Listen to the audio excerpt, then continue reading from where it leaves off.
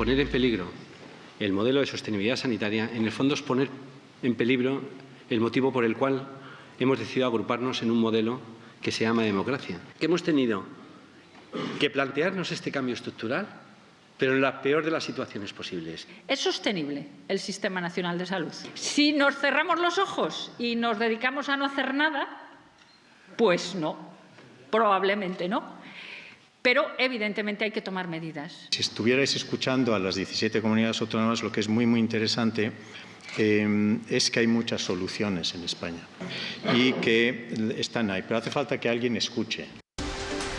Buenos días, ya lo veíamos, 3 consejeros y un mensaje, reformas necesarias para el Sistema Nacional de Salud, pero eso sí, en positivo. Esta semana hemos visto algo de calma en lo que a sanidad se refiere, aunque no sabemos si será la que precede a la tempestad. Al menos parece que, aunque tímidamente, se vislumbra a lo lejos un atisbo de futuro para un pacto, que ha comenzado con una subcomisión, eso sí, con la abstención socialista. Tiempo de debate, momento de actuar y necesidad de unión. Comenzamos Salud Hoy.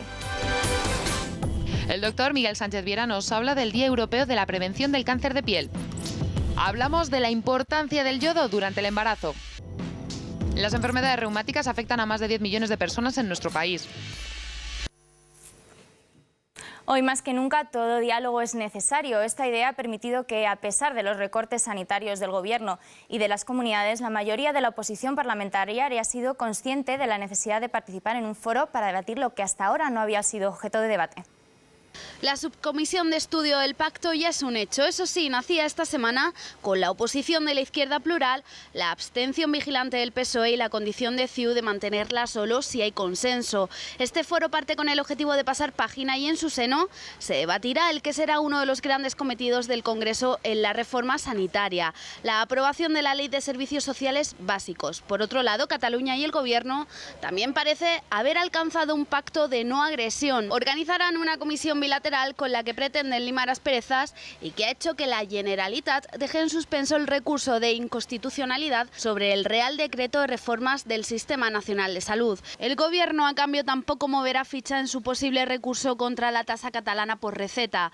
Por su parte, los responsables vascos y andaluces esperan que esa negociación a 2 bandas no sea la única. Tras el mare magnum de reformas, las autonomías dan un mensaje de estabilidad.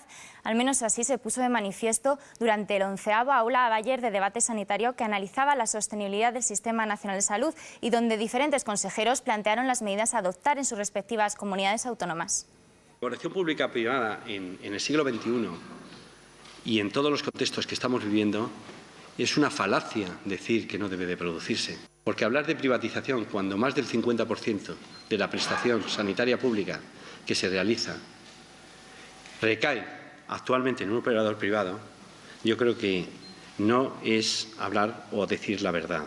El modelo concesional es una colaboración público-privada donde se mantiene la prestación pública, donde la financiación es pública y donde la prestación es privada. En los lugares donde hay una concesión administrativa no se genera déficit, porque el pago se hace de forma capitativa y el riesgo es compartido entre la concesión y la Administración pública. Nuestro modelo nuevo es un modelo que se centra en la gestión directa, en los hospitales de gestión directa. La Escuela Gallega de Salud para Ciudadanos, orientada al ciudadano, orientada a la educación para la salud, pero también para recibir la información que nos podían dar los pacientes para mejorar el sistema. Y, por supuesto, saliendo en red, potenciando sobre todo lo que es la prevención en las redes sociales. Para eso creamos dos páginas web, pero también están en Facebook y en Twitter, utilizando de una manera mucho más eficiente las tecnologías de la información, a través de la historia clínica electrónica, la receta electrónica, la imagen digital, creando una plataforma diagnóstica integral en laboratorios y en radiología, la telemedicina y el hogar digital. En esta línea, desde la industria farmacéutica también se vislumbra algo de luz al final del túnel. Nos lo comentaba esta semana el presidente de Abbott España. Yo creo que las últimas noticias, en la medida en que eliminan incertidumbre sobre nuestro sistema financiero, son positivas. Y también creemos que el plan que ha definido especial el Gobierno para el pago de la deuda histórica con los proveedores también es muy positivo. De hecho, en la última sesión, en el último Consejo de Ministros, el pasado viernes, se confirmaban los tiempos esperados en los plazos de pago, primero con las entidades locales, ejecutado 30 y 31 de mayo, y ahora esperamos que en la misma línea los plazos de pago para la deuda acumulada a través de las comunidades autónomas también se ejecute de acuerdo con los plazos previstos. Estamos confiados que así va a ser. Más cosas. Desde que comenzaron los recortes, las advertencias de las sociedades científicas sobre los peligros que puede suponer una bajada en la inversión de la I+D+D son un continuo. En esta ocasión ha sido el turno de la Sociedad Española de Neumología y Cirugía Torácica. España destaca a nivel científico, pero no así a nivel tecnológico. España es una gran productora de investigación, si lo medimos por publicaciones, por papers en revistas internacionales del mayor nivel. Somos la 9ª potencia en publicaciones, pero sin embargo nos encontramos con que luego contribuimos muy poco al comercio internacional de alta tecnología,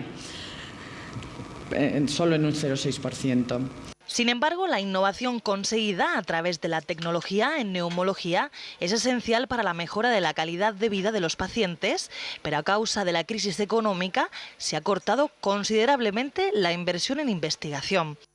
En estos momentos de crisis, donde tenemos grandes y graves dificultades y amenazas, podamos dejar meridianamente claro que la investigación es algo importante, que hemos de cuidar, que por supuesto habremos de racionalizar, poner el acento, corregir errores, pero que de ninguna manera podemos deshacer el camino hecho y que tenemos que seguir en ello. Sin duda alguna es el futuro. Aunque los pacientes no se verán afectados por estos recortes inmediatamente, eso sí influirá en su futuro. El problema no es tanto ahora mismo la aplicación práctica de estas investigaciones, sino el futuro inmediato. Es decir, es evidente que si no seguimos investigando no vamos a progresar en el tratamiento de enfermedades en las cuales todavía tenemos grandes déficits.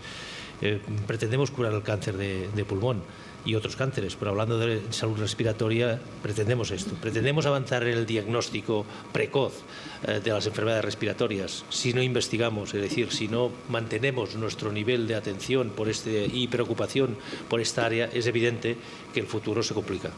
Por este motivo, desde las asociaciones piden que los recortes influyan lo menos posible en la inversión en I+D+I. Cuando una mujer planea quedarse embarazada es necesario que esté atenta a sus niveles de ácido fólico, pero también de yodo. Una deficiencia de este mineral podría no solo dificultar el embarazo, sino también producir abortos y bajo coeficiente intelectual en los bebés. Así se puso de manifiesto en un encuentro organizado por la Fundación Salud 2000 y Fundamed. El hipotiroidismo es una enfermedad en la que no se producen suficientes hormonas tiroideas.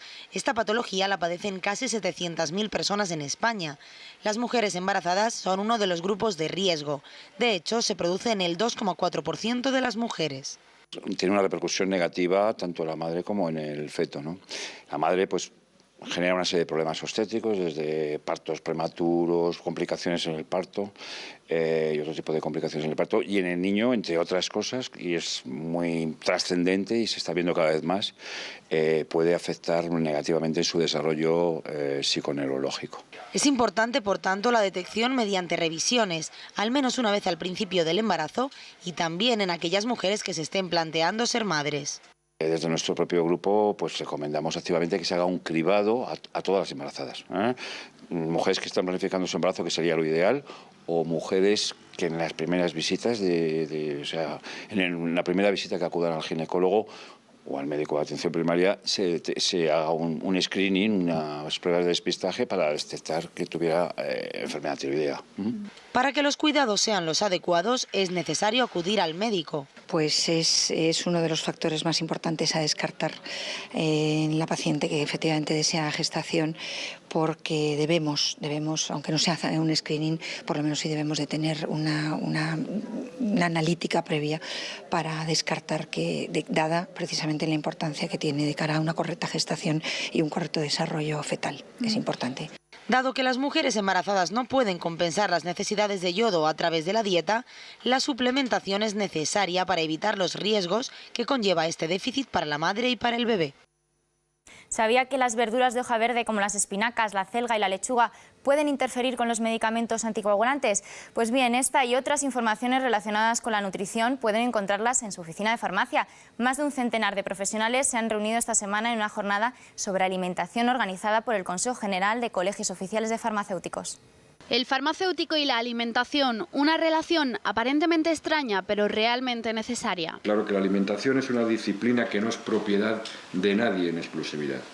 Médicos, endocrinos, nutricionistas, farmacéuticos, todos debemos trabajar buscando sinergias en beneficio de la salud y de la calidad de la población. Cada día salen de la botica 182 millones de consejos farmacéuticos al margen de la dispensación, que ayudan a las personas en su día a día cotidiano, y aquí la alimentación tiene un rol fundamental. Y es que en la actualidad 7.383 farmacéuticos colegiados están especializados en nutrición, siendo la tercera modalidad con mayor número de farmacéuticos. Son 182 millones los consejos farmacéuticos que anualmente salen de las farmacias, lo que supone un ahorro de 1.740 millones de euros año.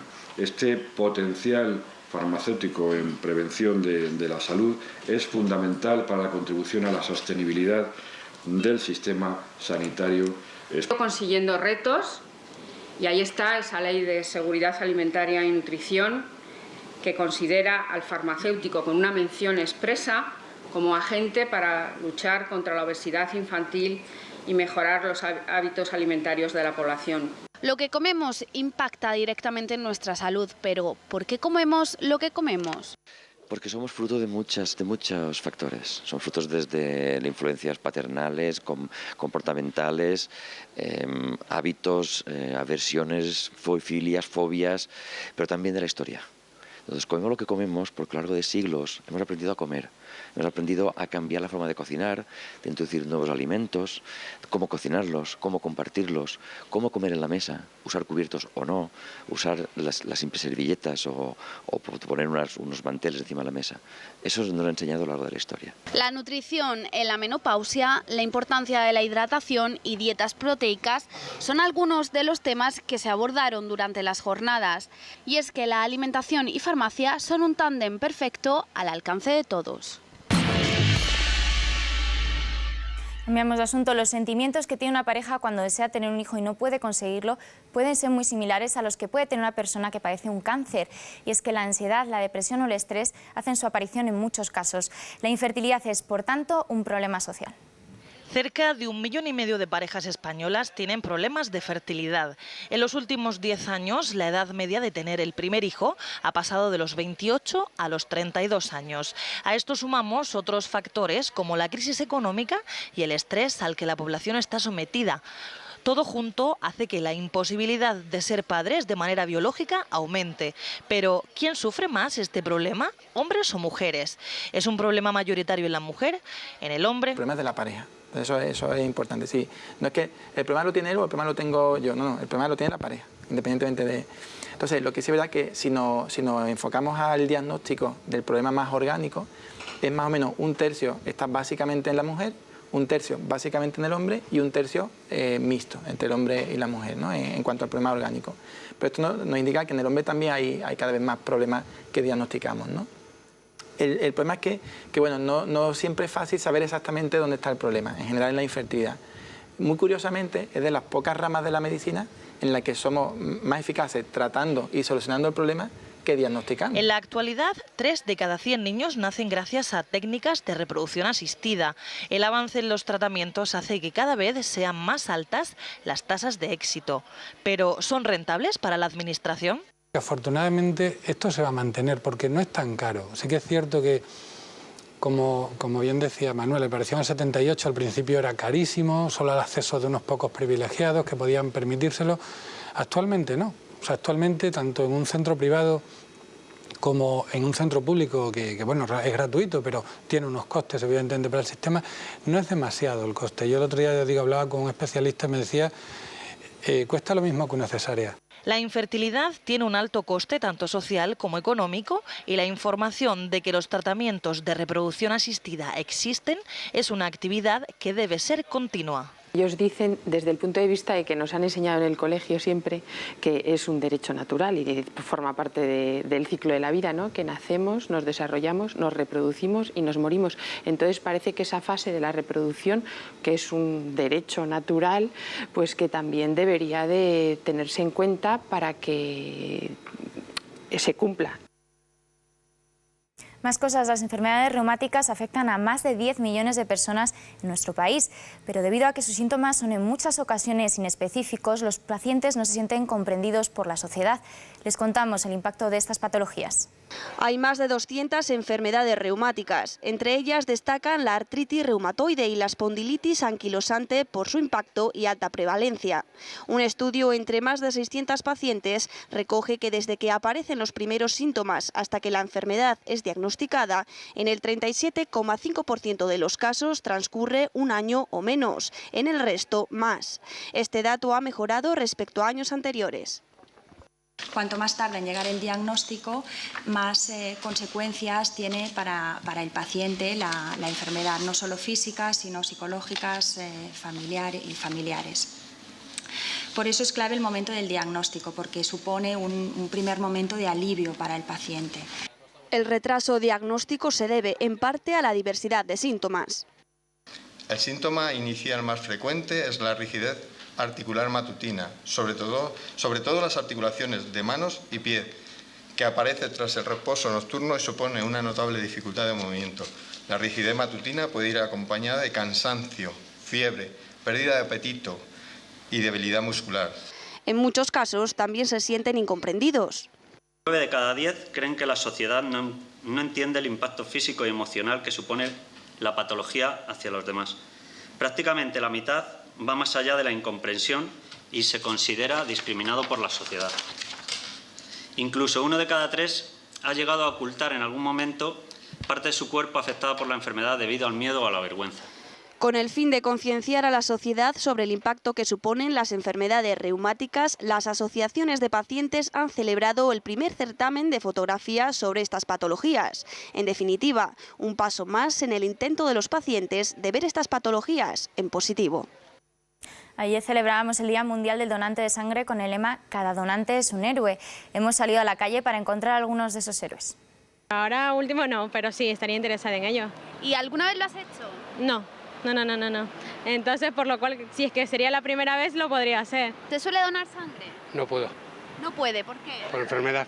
No he podido porque tengo 8 de tensión. Y no he podido ni de joven ni ahora. ¿Y si pudiera, le gustaría hacer? Sí, claro que sí. Sí. ¿Suele hacerlo a menudo? A veces. A veces. ¿Y por qué? Bueno, pues porque la Cruz Roja suele poner un autobús debajo del sitio donde trabajamos y se facilita la labor. O sea, no cuesta nada. No cuesta nada. Y está salvando vidas, nunca se sabe cuándo lo vas a necesitar tú. Pues la verdad es que nunca ni me lo han pedido ni se me ha presentado la oportunidad. ¿No?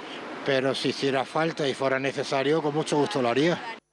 Pues con todo aún es necesario aumentar las donaciones. Los últimos datos de la Federación Española de Donantes de Sangre dejan un sabor agridulce, puesto que aunque en el último año se incorporaron más de 200.000 nuevos donantes, las donaciones de sangre disminuyeron casi el 1%. La tasa más alta de donaciones se registró en Navarra, Comunidad Valenciana y Extremadura. Por sexos, ellos donan 4 veces al año, mientras que las mujeres solo 3. En cuanto a los requisitos para donar, hay que recordar que se deben tener más de 18 años, pesar más de 50 kilos, no estar en ayunas, no haber donado sangre en los últimos 2 meses y estar bien de salud, además de no haber tenido prácticas de riesgo. Como todas las semanas, abrimos una ventana a la información especializada. Buenos días, Carmen. ¿Qué nos puedes contar de la información que destaca el Global? Buenos días. Esta semana Global analiza en sus páginas el cambio o no del estatus de la píldora del día después. Una decisión para la que el Ministerio de Sanidad cuenta sobre la mesa con 3 informes, 2 a favor de la libre disposición y 1 a favor del cambio. Por otro lado, hacemos seguimiento de la situación de impagos que atraviesan las farmacias valencianas, una situación que acerca cada vez a más farmacias al concurso de acreedores. Asimismo, el Global recoge en sus páginas un especial sobre gestión farmacéutica, algo que cada vez se hace más necesario debido a la situación económica actual y en los recortes que afectan de lleno al sector. Por otro lado, en redacción estamos muy atentos a la visita que tenemos en unos minutos del consejero de Sanidad de la Comunidad de Madrid, Javier Fernández Laschetti, y próximo invitado al programa Salud Hoy, con motivo de la inauguración de nuestras nuevas instalaciones de este grupo editorial. Pues estaremos muy pendientes de esa visita de Javier Fernández Laschetti. José, cuéntanos, ¿qué tiene en su portada Gaceta Médica? Buenos días. La vía del diálogo se abre camino esta semana entre el Gobierno central y las comunidades autónomas para corregir el decreto de medidas urgentes para la sostenibilidad del Sistema Nacional de Salud. Gaceta Médica abordará este asunto en su portada esta semana. A pesar del anuncio inicial de Andalucía, País Vasco y Cataluña de interponer recursos sobre diferentes artículos del decreto, esta misma semana la Generalitat catalana y el Gobierno central han fijado una reunión bilateral para antes del verano, con el fin de limar asperezas y llegar a un acuerdo consensuado sobre los puntos más conflictivos. País Vasco y Andalucía aspiran también a seguir la misma senda emprendida por Cataluña. Por otra parte, sigue creciendo la crispación entre el colectivo médico en las diferentes autonomías ante los recortes. En Madrid, los médicos han convocado 3 jornadas de paros el 26, 27 y 28 de junio y en Baleares el sindicato amenaza con una huelga indefinida a partir de julio, si se aplica una sentencia que obligaría a los médicos a devolver unos complementos salariales cobrados desde el año 2008. Esta semana se celebraba el Día Europeo de la Prevención de Cáncer de Piel. En nuestro país se diagnostican cada año 3.200 casos de este tipo de tumores y, a diferencia de otros países europeos, España sigue registrando un crecimiento exponencial de pacientes. Para hablar de esta y otras cuestiones tenemos hoy al doctor Miguel Sánchez Viera, miembro de la Academia Española de Dermatología y Venerología. Doctor, muy buenos días. Buenos días. Sabemos que el sol es uno de los principales causantes de los cánceres de piel. ¿Nos protegemos lo suficiente de los españoles? Pues desgraciadamente no. A tenor de los datos que vamos teniendo en España y en el resto de los países occidentales, pero en España de una manera más acentuada, el cáncer de piel sigue aumentando y aunque se venden más fotoprotectores que nunca, nuestra conducta frente al sol no es una conducta saludable. Nos exponemos muchas horas, España tiene muchas horas de sol al día, mucha intensidad de radiación ultravioleta y no nos protegemos lo suficiente. ¿Cuáles son las 3 formas más frecuentes de cáncer de piel? Bueno, pues hay 2 que se agrupan en lo que llamamos cáncer no melanoma y el melanoma. El cáncer no melanoma es el más frecuente, pero afortunadamente es el menos agresivo. Y hay 2 formas, el carcinoma vasocelular, que es el más frecuente, puede llegar a afectar a 1 de cada 6, 7 personas, depende de los países y de las razas, a mayores de 60 años. El carcinoma epidermoide es un tipo intermedio, no es el más frecuente, no es el menos frecuente y tiene una agresividad intermedia. Y el más agresivo, y afortunadamente es el menos frecuente, pero aumenta y aumenta cada año, es el melanoma. ¿Tener alguno de estos primeros cánceres que ha comentado de no melanoma influye en las posibilidades de tener un melanoma posteriormente? Influye, tiene relación. No es una relación directa, pero en los 3 tipos de cánceres sabemos que el factor de riesgo más importante es el sol. Y cuando un paciente ha desarrollado uno de los otros tipos de cáncer menos agresivo, deducimos que ha tenido una exposición al sol importante a lo largo de sus años de vida. El daño solar es acumulativo en nuestra piel y, por tanto, tiene también más riesgo, y las estadísticas lo confirman, de padecer un melanoma. Decíamos que el melanoma es el causante del 80% de las muertes por este tipo de cánceres, pero si se coge a tiempo, el pronóstico es muy bueno. ¿Se puede curar? Absolutamente, y los datos son contundentes. Aquellos melanomas que son diagnosticados y tratados quirúrgicamente de una forma sencilla, cuando tienen un espesor en la piel muy delgado, menos de 1 milímetro, llegamos a curar más del 98% de los casos, 99 dicen las estadísticas, mientras que cuando ese melanoma tiene más de 1 milímetro de espesor, y hablamos realmente de una dimensión muy pequeña, la curación disminuye, el índice de curación disminuye de una manera importante. En este sentido, ¿cada cuánto tiempo sería necesario revisarse manchas, lunares, para estar seguros de que no se puede desarrollar, y si se desarrolla, pues que se coja a tiempo? Bien, en la población general podríamos decir, y en los países que lo hacen o lo vienen haciendo ya de una manera rutinaria desde hace años, ha demostrado ser una medida muy efectiva. En la población general, una revisión anual, una visita al dermatólogo anual sería suficiente. Pero hay algunos grupos de riesgo, como son personas que han padecido ya un cáncer de piel anteriormente, o personas que en su familia tienen una incidencia alta de cáncer de piel. Su padre, su hermano, su abuelo han tenido muchos cánceres de piel, o grupos de personas con una piel especialmente sensible, que son aquellas personas que siempre se queman cuando se exponen al sol, aunque sea muy poco tiempo. Es aconsejable que hagan visitas con más frecuencia. Se habla del ABCD de los lunares. ¿Qué significa esto? Bueno, es una regla mnemotécnica muy sencilla, tanto para la población general como para los profesionales, para llamarnos la atención de qué lunares, qué manchas podrían ser potencialmente peligrosas. La A es de asimetría, aquellos lunares muy asimétricos, la parte superior tiene una forma, la inferior otra. Aquellos lunares que tienen bordes irregulares, de ahí la B, o aquellos lunares que tienen cambios de color en su interior, que sería la C, o aquellos que tienen un diámetro, un tamaño mayor de medio centímetro, deben llamar nuestra atención. No significa que todos estos lunares vayan a ser malignos, afortunadamente, pero sí es un punto de atención, una llamada de atención. Siempre se dice que hay que estar pendiente de si algún mancha, algún lunar cambia de diámetro, cambia de color, pero bueno, por lo menos es complicado verse a lo mejor en la espalda, donde uno no puede verse normalmente, ¿no? Aquí, ¿qué papel juegan técnicas de imagen? Pues como puede ser la dermatoscopia. Pues son muy importantes, y es cierto, ese es uno de los problemas. De hecho, en la cara el paciente normalmente autodiagnostica una lesión sospechosa, que puede llegar o no a ser cáncer, con mucha facilidad porque nos vemos todos los días la cara cuando nos levantamos y nos peinamos o nos aseamos. Sin embargo, en zonas como la espalda, la planta de los pies, es realmente difícil. Y hay tanto la ayuda de familiares. Muchos pacientes vienen a la consulta porque su esposa, su esposo, su padre, su hijo le han visto una mancha en la espalda que él o ella no se había visto. Y las técnicas de imagen, las nuevas técnicas de imagen, las modernas técnicas de imagen, son muy útiles. Esta técnica que ha citado, la dermatoscopia, es una técnica muy reciente que nos permite dos cosas: hacer un mapa de la piel del paciente, un mapa de una manera absolutamente arreglada, protocolizada. Ese mapa lo archivamos dentro de la historia clínica del paciente y dentro de ese mapa identificamos lesiones sospechosas, de las que también archivamos imágenes microscópicas. Esas imágenes microscópicas nos van a permitir hacer un diagnóstico precoz cuando ya hay una lesión sospechosa en una primera visita, en una primera dermatoscopia, o cuando hacemos seguimiento de ese paciente años después en las visitas rutinarias, detectar lesiones que han cambiado ya a nivel microscópico, antes de que el ojo humano detecte ese cambio. Y eso nos permite hacer un diagnóstico realmente precoz. Es un arma muy útil. Doctor, pues ya para finalizar y muy brevemente, un mensaje, ya que empieza el calor, el verano, el sol, para las personas que tienen que protegerse, ¿no?, de ese sol. Bueno, un mensaje positivo, y es que, a diferencia de otros cánceres donde puede ser más complicado, el cáncer de piel es relativamente fácil prevenirlo. Hacer un diagnóstico precoz, como hemos visto, y prevenirlo. Y la prevención tiene como tres patas muy fáciles de recordar. Una, conducta saludable frente al sol, evitar estar al sol de una manera prolongada las horas centrales del día. Hay mucha radiación solar en las horas centrales del día. Entre las 12 y las 4 es peligroso exponerse de una forma continuada.